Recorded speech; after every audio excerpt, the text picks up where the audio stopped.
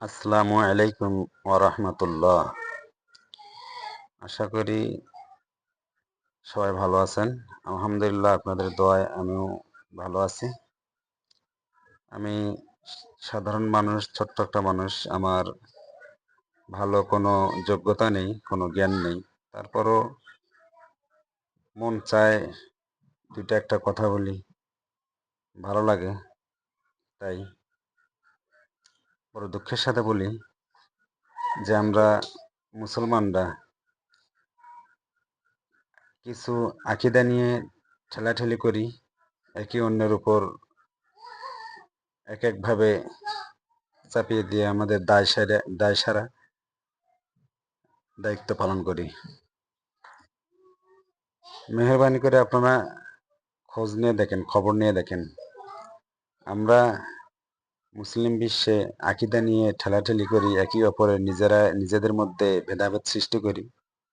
আর খবর নিয়ে দেখেন, খোঁজ নিয়ে দেখেন, পশ্চিমা বিশ্বে তারা সুযোগ পেলেই মুসলমানদের খুঁজে খুঁজে মারতেছে, অন্যায় জুলুম অত্যাচার করতেছে। কিন্তু আমরা তো নিরুপায়, আমরা সাধারণ মানুষ। আমাদের তো করার মতো কোনো ক্ষমতা নেই, কোনো কিছু করার মতো কোনো যোগ্যতা নেই। কিন্তু ভাই, আমরা ঠেলাঠেলি না করি।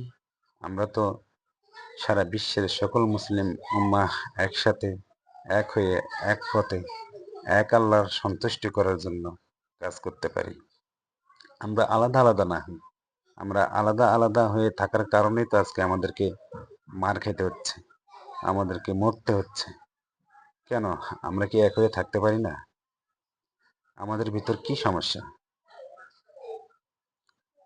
আপনারা ভালো ভালো বড় বড় বিজ্ঞ, শিক্ষিত, উচ্চ শিক্ষিত, দায়িত্বশীল ভাই বন্ধু ওস্তাদগণ আছেন।